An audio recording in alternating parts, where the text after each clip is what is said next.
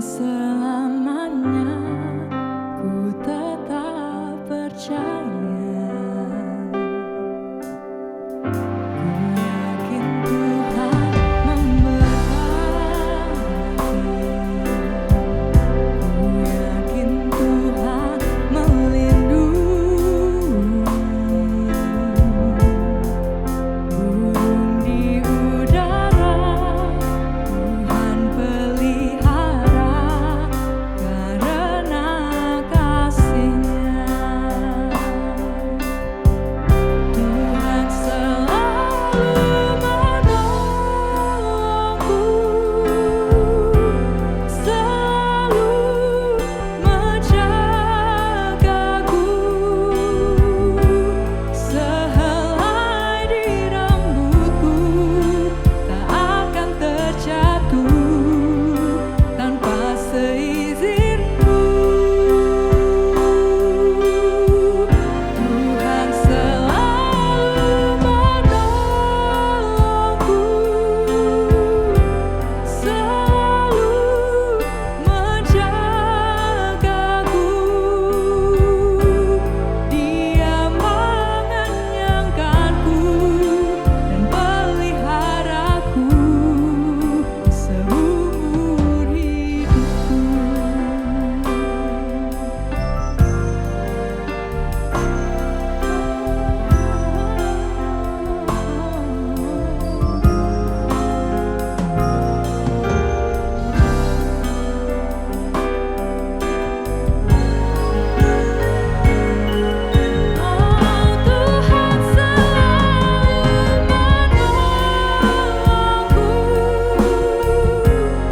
selalu menolongku, selalu menjagaku, sehelai di rambutku tak akan terjatuh tanpa seizinku. Tuhan selalu menolongku, selalu menjagaku. Dia mengenyangkanku dan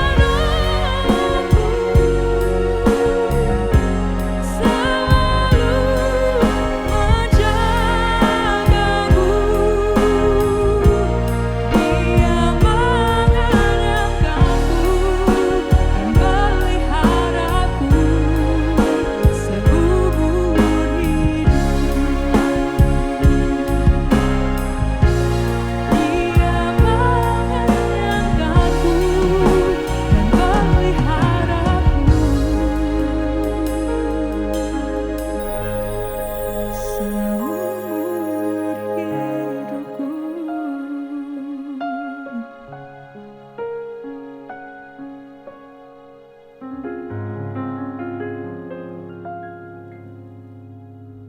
Bapak, terima kasih Tuhan, pada minggu ini kita semua bisa berjumpa lagi di IGN Talks. Dan ya Tuhan, hari ini kami akan membawakan suatu topik yang mungkin menjadi pergumulan bagi banyak orang di luar sana ya Tuhan. Tuhan berkati kami agar kami dapat membawakan topik tersebut dengan baik. Tuhan juga berkati untuk nanti narasumber yang akan memberikan materi. Tuhan berkati narasumber kami agar kami bisa mengadakan sesi sharing yang bermanfaat dan juga bisa menjadi insight untuk teman-teman di luar sana ya Tuhan. Terima kasih Tuhan, kami serahkan IGN Talks pada hari ini hanya ke dalam nama-Mu saja. Hanya di dalam nama-Mu kami berdoa dan mengucap syukur. Amin.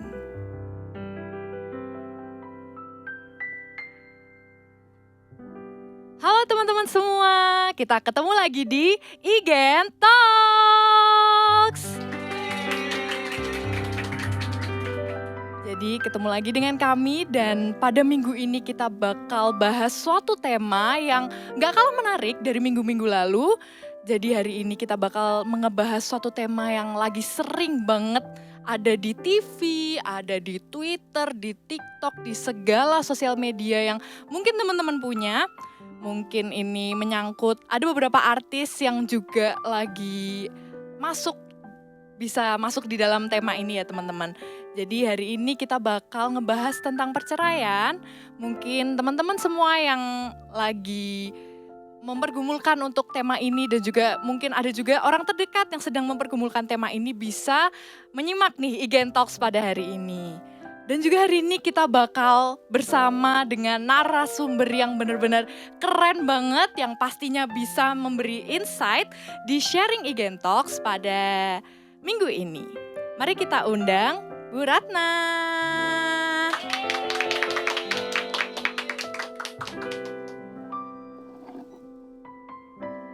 Halo, Ibu, bagaimana apa Bu? kabarnya? Baik Bu, puji Tuhan. Ibu Ratna, Wah, kabarnya? luar biasa sekali ini ya, baik sekali. Nah ini Iya. teman-teman yang lain bagaimana kabarnya? Baik-baik? Puji Oh, Tuhan. Iya Ibu. Oke. Jadi hari ini kita bakal membahas tentang tema yang mungkin cukup berat ya Bu ya. Wah, Iya. berat ya? Berat ya Bu. Oke. Ini temanya hari ini perceraian, dan mungkin di sini aku mau menanyakan beberapa pertanyaan yang mungkin juga jadi pertanyaan teman-teman di rumah yang lagi nonton Igen Talks. Iya. Mungkin yang pertama itu kira-kira apa makna perceraian menurut Ibu? Oke, baik. Nah, ini berbicara tentang perceraian, ini kan bukan hal yang mudah gitu ya. Ini bukan hal yang sederhana, apalagi ketika kita tidak ada di posisi mereka. Mereka dengan segala pergumulan, dengan segala permasalahan di dalam kehidupan rumah tangga.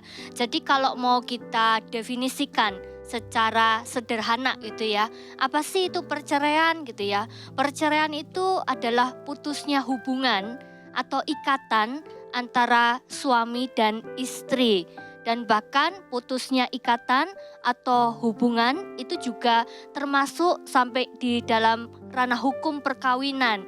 Nah, oleh karena itu mereka tidak lagi menjalani kehidupan sebagai pasangan suami dan istri, begitu. Iya Bu, itu mendengar dari pertanyaan pertama jawabannya aja sudah sangat berat Bu menurut saya. Oke. Iya, apalagi teman-teman mungkin yang sedang bergumul ya Bu ya untuk di Iya, hal betul ini. sekali. Mungkin lalu aku juga mau nanya Bu, kalau di Alkitab itu kira-kira gimana sih Bu perceraian menurut pandangan Alkitab? Oke, baik, yuk kita mau belajar bersama begitu ya, bagaimana Alkitab melihat atau memandang tentang perceraian itu sendiri. Kita bisa melihat itu di dalam Matius 19 itu ya. Saudara bisa melihat itu mulai dari ayat yang pertama, tetapi kita akan mulai melihat dari ayat yang ke-7 gitu ya. Di sana dikatakan demikian, kata mereka kepadanya, jika demikian, apakah sebabnya Musa memerintahkan untuk memberikan surat cerai jika orang menceraikan istrinya? Nah, lalu kemudian kata Yesus kepada mereka, karena ketegaran hatimu, Musa mengizinkan kamu menceraikan istrimu. Tetapi sejak semula tidaklah demikian. Jadi kalau mau ditanya bagaimana pandangan Alkitab tentang perceraian, sudah sangat jelas sekali itu ya. Rupanya Alkitab pun firman Tuhan begitu ya, tidak sepakat dengan perceraian. Kalau sampai itu pun terjadi, maka dengan sangat jelas di sana dikatakan itu semua karena ketegaran hatimu, itu semua karena kekerasan hatimu. Ya, jadi lebih kepada ya itu semua karena ego manusia. Seperti itu sih.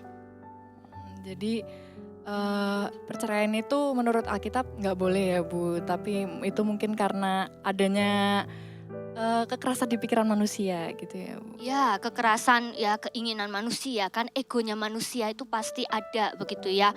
Yang pasti kalau dalam setiap seluk-beluk permasalahan dalam kehidupan pasangan suami istri itu kan pasti ada yang satu merasa benar gitu ya. Kalau satu sudah merasa benar maka pasti yang lain salah. Nah, kalau sudah sampai di titik itu kan sulit sekali untuk mencari titik temu gitu ya, supaya ada solusi atau jalan tengahnya gitu. Lebih ke ego sih ya. Iya Bu. Ego. Kan ini Ibu Ratna kan mungkin pernah menjumpai ya Bu, ada yang bertanya, kira-kira apa sih Bu tahapan jika ada jemaat yang akan mengajukan perceraian secara Kristen gitu Bu? Nah, ini pertanyaan yang berat sekali gitu ya. Karena saya mau bilang tidak ada tahapan. Tidak ada tahapan gitu ya. Karena apa? Karena pada prinsipnya gereja itu sejalan dengan Alkitab. Ya, jadi artinya apa gitu ya? Artinya ke gereja itu tidak sepakat dengan perceraian seperti itu. Justru di sini gereja itu punya tugas gitu ya. Gereja punya tugas untuk memediasi. Jadi ketika kami sebagai gereja gitu ya, mendapati ada anggota jemaat gitu ya, atau simpatisan, atau bahkan orang-orang yang ada di sekitar, mereka punya pergumulan dan mereka sudah sampai di titik ingin bercerai begitu ya, kami justru akan berusaha untuk mendampingi mereka. Ya, mendampingi bukan hanya dari pihak suaminya gitu ya, tetapi juga dari pihak istri. Jadi dari kedua belah pihak kita akan mendampingi sedemikian rupa begitu ya.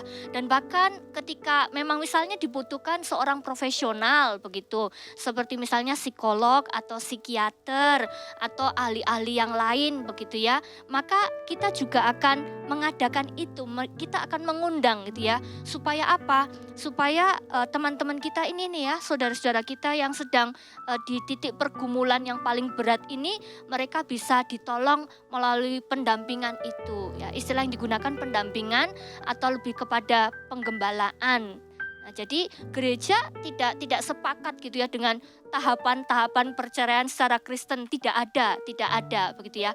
Yang ada justru gereja itu akan mencoba untuk memediasi.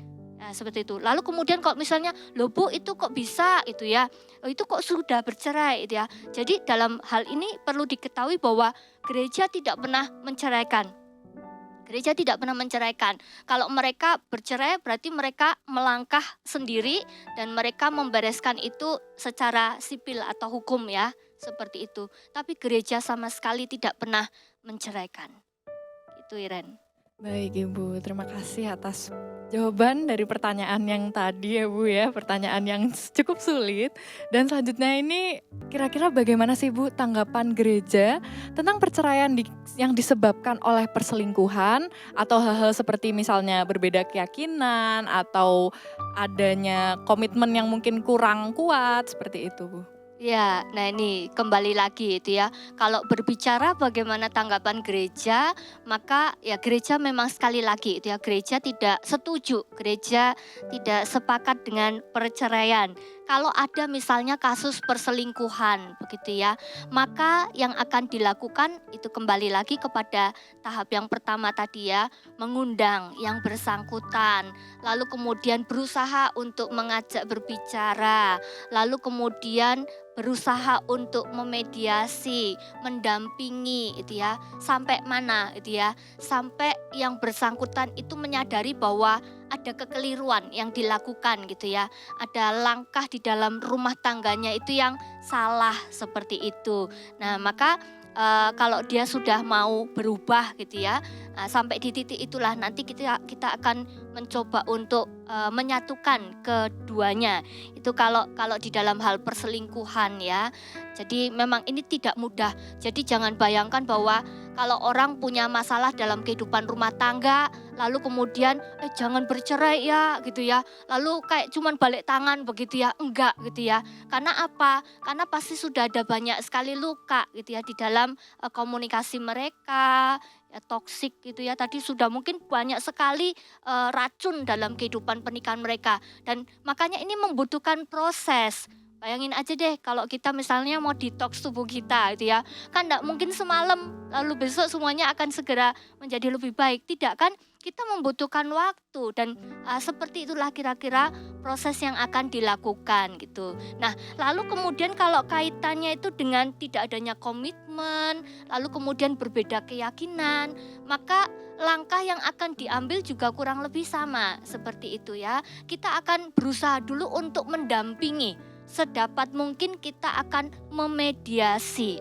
Nah, tetapi kemudian ada sedikit catatan nih. Misalnya kalau karena KDRT. Nah, ini yang agak sulit.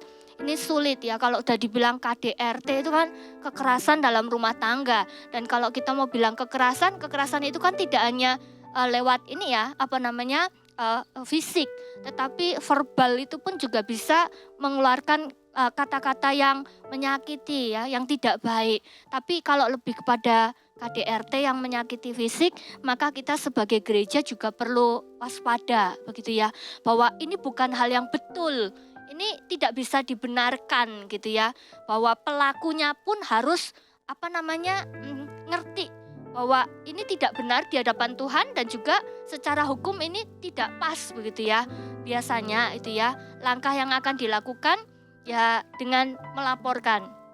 Itu langkah ekstrimnya ya, langkah ekstrim. Karena dengan pelaporan KDRT itu biasanya nanti dari pihak kepolisian akan menyerahkan kepada ranah di agama begitu ya, pemuka agama untuk bisa didampingi sampai dengan nanti yang bersangkutan itu mau untuk berubah seperti itu. Ya, jadi ini memang agak berat nih gitu ya. Kalau KDRT gimana gitu ya? KDRT itu menyangkut nyawa seseorang begitu ya. Bahkan mungkin bukan hanya satu orang, tetapi mungkin juga orang satu rumah dan lain sebagainya. Jadi memang kalau mau dikatakan ya memang berat sekali itu ya. Ini bukan berarti saya setuju itu ya dengan apa perceraian, tetapi ketika itu sudah menyangkut nyawa dari orang, maka kita perlu mempertimbangkan dengan lebih baik lagi. Mungkin ya berpisah itu akan menjadi solusi atau jalan yang paling baik buat mereka ya, sehingga mereka tidak tersakiti satu dengan yang lain ya. Tetapi sekali lagi saya bukan mengiyakan atau setuju dengan perceraian gitu ya, enggak. Kalau masih bisa dicari jalan tengahnya, maka kita akan berusaha untuk mencari jalan tengahnya sebaik mungkin. Tapi kalau tidak bisa, ya sudah gitu ya. Itu berarti jalan yang paling terakhir nanti. Seperti itu. Baik Ibu, terima kasih atas Oke. jawabannya dan kita berharap ya semoga di luar sana untuk korban KDRT mungkin bisa semakin berkurang semakin hari ya. Semoga dunia ini bisa menjadi lebih baik, semoga para pelaku KDRT juga bisa menyadari bahwa apa yang mereka perbuat itu salah ya Bu ya, dan menyangkut nyawa seseorang. Semoga teman-teman mungkin yang sedang merasakan bisa cepat pulih ya teman-teman, dan bisa menjalani hidup dengan lebih baik lagi gitu. Oh iya, ini juga ada pertanyaan lagi Bu. Dan apakah jika kita sudah bercerai, baik cerai hidup atau mati, itu kita boleh menikah lagi Bu? Nah, jadi begini, kalau dalam kondisi sudah cerai itu ya, cerai mati, saya ke situ dulu itu ya. Kalau cerai mati bisa sekali itu ya. Tetapi dengan catatannya adalah tidak ada keberatan dari pihak manapun gitu ya. Karena kalau seseorang tuh cerai mati kan bukan berarti lalu dia hanya single sendirian. Mungkin ada yang sudah memiliki anak begitu ya. Jadi memang anak itu juga tidak boleh diabaikan dalam hal ini ketika seseorang itu akan menikah begitu ya. Maka ya harus ditanyakan sampai pada titik ada kesepakatan. Oh, enggak apa-apa kok menikah lagi begitu ya. It's okay, enggak masalah begitu. Nah, kalau cerai hidup bagaimana gitu ya? Boleh tidak menikah lagi? Jawabannya boleh gitu ya.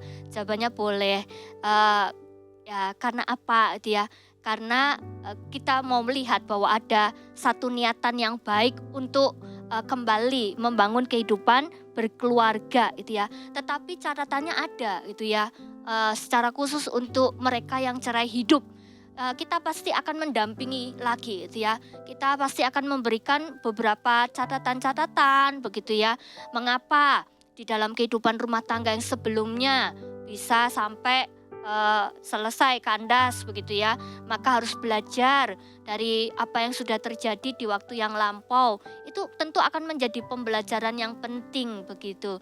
Jadi tetap akan ada proses penggembalaan atau proses pendampingan terhadap yang bersangkutan. Nah, lalu kemudian juga ini mempersiapkan calon pasangannya. Apalagi kalau misalnya dia duda gitu ya. Udah muda gitu misalnya. Tengok kanan Kenapa kiri. ini? Rasanya gimana ya? Duda muda, keren kan? Duren gitu kan ya. Weh, tapi bawa anak misalnya, ada anaknya tuh gitu kan ya. Lalu kemudian calon istrinya ini masih belum punya anak misalnya seperti itu. Itu kan juga harus dipersiapkan gitu ya. Bagaimana next gitu loh. Kan nggak mudah gitu ya, seorang yang single dia masih cewek, masih gadis, lalu menikah, punya suami, nggak ada masalah sama suaminya. Tetapi kan masih ada di belakang suaminya ada anaknya dan itu dari istrinya begitu kan. Nah ini kan bukan satu hal yang gampang. Jadi diizinkan gitu ya, tetapi dengan tetap ada proses-proses pendampingan dan juga disampaikan banyak hal gitu ya, supaya keduanya itu pun siap untuk memasuki babak yang baru, termasuk dalam pengasuhan tadi itu. Oke, ini supaya kita bisa mencegah kejadian-kejadian drakor dan sinetron terulang di dunia nyata ya Bu ya. Iya. Jadi perlu ada kesiapan nih dari dua pihak Tapi banyak teman-teman. juga loh ternyata dari antara mereka yang misalnya gitu ya, mereka bercerai, ada yang bercerai lalu kemudian mereka menikah lagi. Ya memang kehidupan keluarganya ada yang ya bahagia saja. Misalnya dengan anak yang dibawa dari istrinya atau anak yang dibawa oleh suaminya, ya mereka happy aja tuh gitu ya. Iya. Iya juga banyak juga ya ini teman-teman juga dari teman-teman saya juga ada yang seperti itu dan mereka juga bahagia-bahagia aja seperti tidak pernah ada, maksudnya seperti keluarga-keluarga lain yang ada dari awal begitu Bu. Maksudnya yang dari anak kandung dari salah satu yang menikah duluan seperti itu. Dan ini mungkin teman-teman pemusik ada yang mau nanya-nanya nih. Kenapa ini? Kak, kok ketawa-ketawa mau nanya Kak?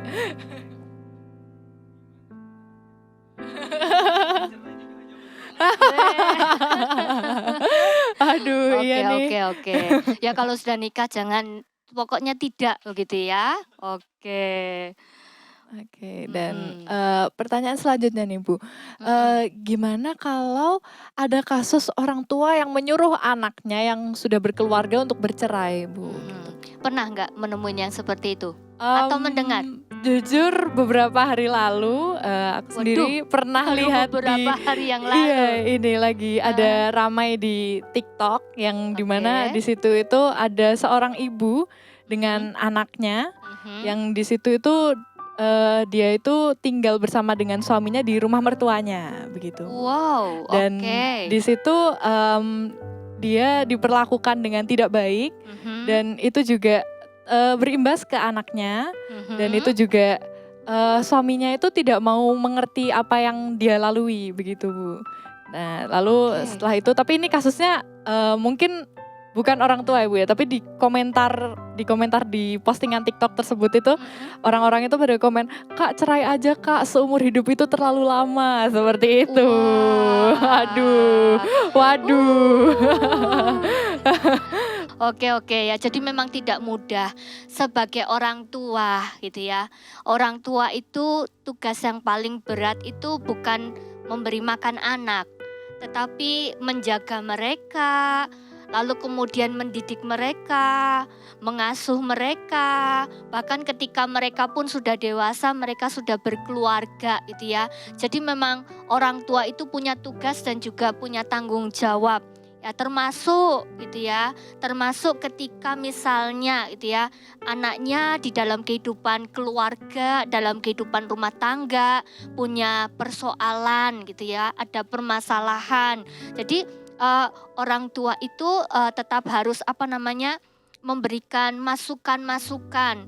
Ingat loh ya, tugasnya orang tua itu memberikan masukan-masukan dan bukan justru mengintervensi. Nah jadi tidak boleh itu ya, lalu kemudian orang tua semacam take over semua. Loh ini yang menikah siapa itu ya, suami istri yang mana begitu ya. Jadi kalau menurut saya dengan alasan apapun ya, kalau orang tua itu menganjurkan anaknya berpisah, menurut saya itu ya tidak pas gitu ya, itu tidak benar begitu. Nah, maka dari itu mari ya kita bersama memahami bahwa tidak dibenarkan. Orang tua itu harusnya justru menyatukan. Kalau ada perbedaan dari antara anak-anak mereka, dia menyatukan dan bukan memisahkan, memberikan nasihat yang baik, bukan justru memberikan masukan bahkan keputusan. Kadang yang memutuskan itu malah bisa jadi orang tua. Udah pisah aja gitu ya. Buat apa dipertahankan gitu ya. Tidak bisa diandalkan dan seterusnya. Wah ini ya, ini sangat tidak baik sekali. Jadi memang keberadaan orang tua itu garisnya mesti benar, mesti tegas gitu ya. Nah itu sih kalau menurut aku nggak benar gitu ya. Oke, jadi Untuk tadi netizen-netizen yang merasa mewakili orang tua kakaknya tadi yang sedang mengalami pergumulan ya, jangan menyarankan cerai ya teman-teman semua ya. Itu Bahaya. iya Danger, berbahaya. betul. Enggak. Iya Bu, dan itu juga ya teman-teman. Dan selanjutnya ada lagi pertanyaan nih Bu, ini Mm-mm. udah nggak seberat tadi Bu untuknya pertanyaannya. Jadi pertanyaannya Oke. itu kira-kira kunci kebahagiaan rumah tangga yang berkenan di hadapan Tuhan itu seperti apa sih Bu? Oke, iya. Jadi kalau bicara tentang kunci kebahagiaan gitu ya, yang pertama gitu ya, pasti gitu ya.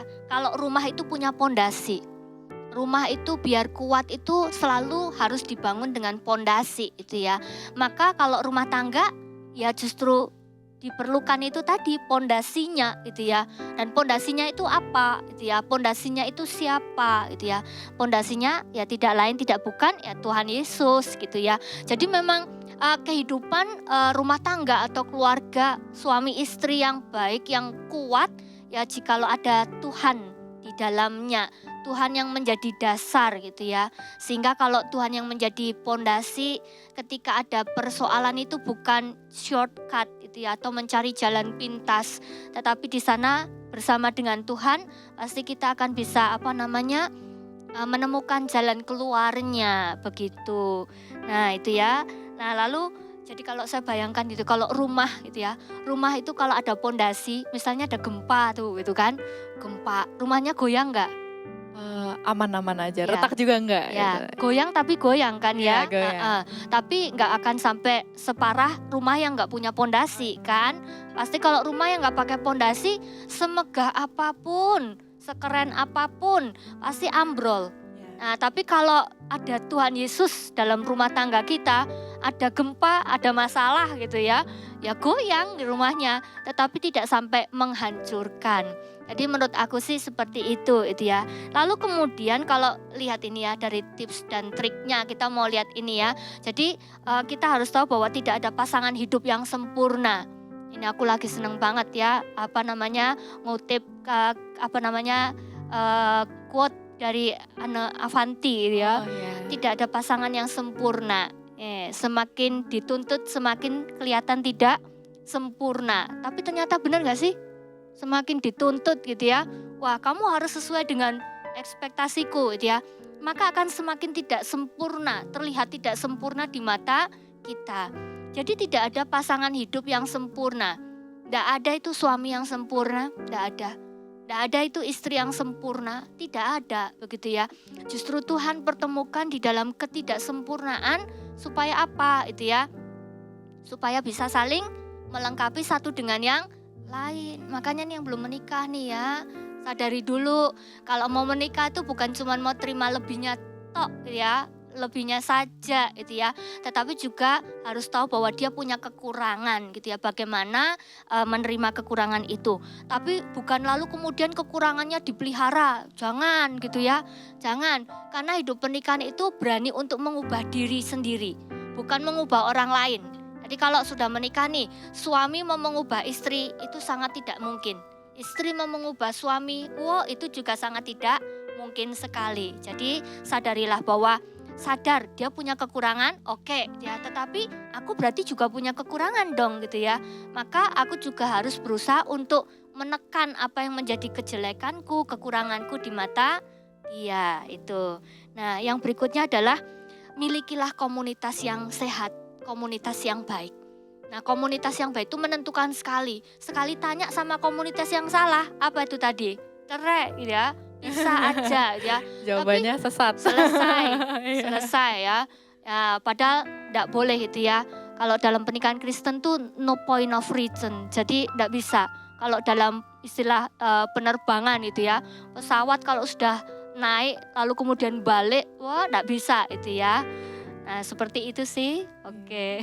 Jadi kalau udah menikah ya di dalam Kristen ya teman-teman, nggak ada cashback, nggak ada bisa refund ya teman-teman, jadi nggak ada ya gitu. Oke, jadi ini kita sudah sampai di akhir sharing kita nih Bu. Mungkin Ibu bisa memberikan closing statement dari apa yang menjadi sharing kita dari tadi. Oke, begini ya teman-teman, untuk membangun kehidupan keluarga atau rumah tangga itu diperlukan 2 orang. Tetapi untuk menghancurkannya hanya butuh 1 orang. Wah. Catat ya. Untuk membangun rumah tangga butuh 2 orang, tapi untuk menghancurkan butuh 1 orang saja. Sudah cukup, selesai. Nah, selesai begitu ya. Nah, lalu kemudian catatan kedua. Gereja tidak sepakat dengan perceraian apapun alasannya. Ya, catat. Ya, no point of return. Enggak bisa ya. Nah, lalu kemudian saya mau sampaikan, sadari teman-teman, tidak ada yang diuntungkan dengan perceraian.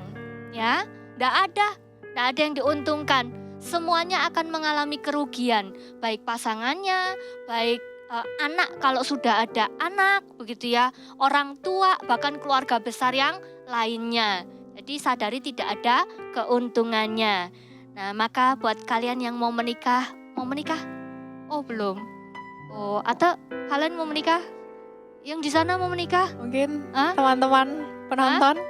Oke, mau banget gitu ya. Kalau mau menikah pastikan dulu gitu ya. Siap nggak sih? Siap atau enggak gitu ya, siap atau enggak. Karena ada buku yang tulisannya begini nih, rumah tangga itu rumit, kalau sederhana itu rumah makan. Ya, cakep. Oke, lapar ya, mari kita makan. Enggak ya? Oke, baik. Ya, itu yang bisa saya sampaikan. Oke Bu, mungkin kita akan menutup dengan doa ya Bu ya, yang dipimpin oleh Bu Ratna. Yuk, mari kita berdoa. Tuhan, kami bersyukur untuk tema yang boleh kami gumuli dan kami dalami bersama. Kami menyadari bahwa di dalam kehidupan pasangan suami istri ada begitu banyak dinamika dan bahkan persoalannya. Tetapi melalui topik ini kami boleh belajar supaya kami boleh belajar merendahkan hati satu dengan yang lain, terlebih dalam kehidupan keluarga. Tuhan, kami berdoa buat setiap saudara-saudara kami yang hari ini ada di dalam pergumulan ini. Tuhan menolong, Tuhan turut campur tangan di dalamnya, berikan hikmat, sehingga setiap permasalahan mereka sebagai pasangan suami istri boleh ditemukan jalan keluarnya. Terima kasih Tuhan. Kami berdoa di dalam nama Tuhan Yesus Kristus. Amin. Amin. Oke, jadi kurang lebih kayak gitu ya teman-teman. Tadi kita bisa sharing materi yang isinya itu keren banget dari Bu Ratna. Terima kasih ya Ibu. Yeay, tepuk tangan untuk pembicara kita yang keren banget. Dan juga mungkin untuk menutup Igen Talks pada hari ini, kita akan menyanyikan lagu Aku dan Seisi Rumahku.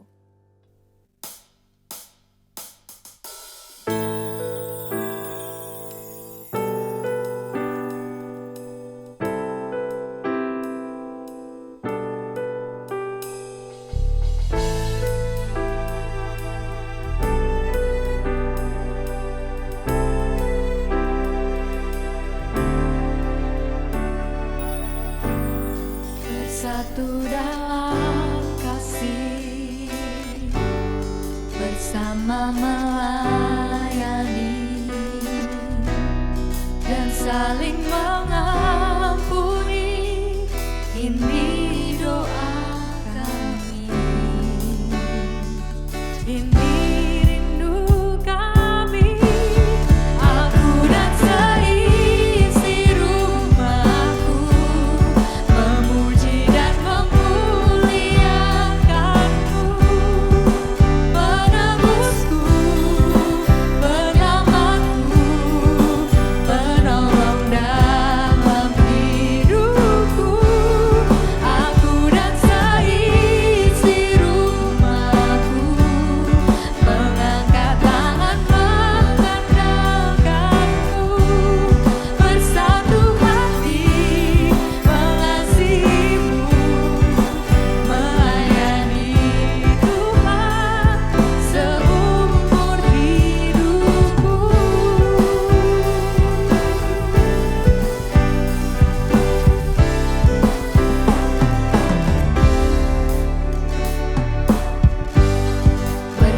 bersatu dalam kasih, bersama melayani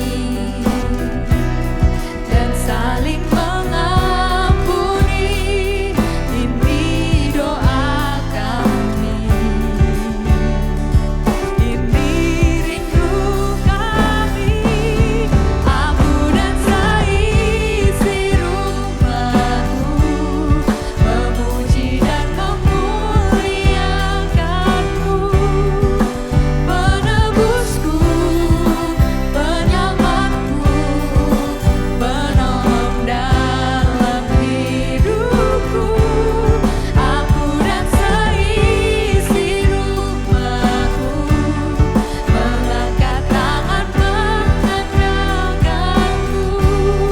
Bersatu hati mengasihimu, melayani Tuhan seumur hidup. Dan seisi rumahku memuji dan memuliakanmu.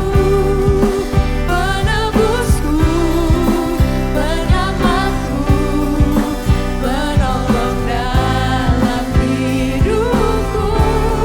Aku dan seisi rumahku mengangkat tangan mengandalkanmu. Bersatu hati mengasihimu, melayani Tuhan seumur hidupku.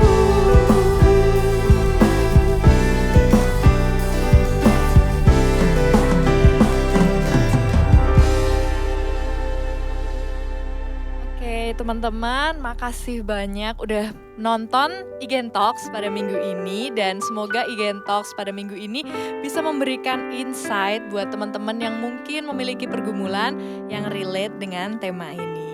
Amin. Amin. Dan juga sampai jumpa lagi di Igen Talks selanjutnya. God bless you.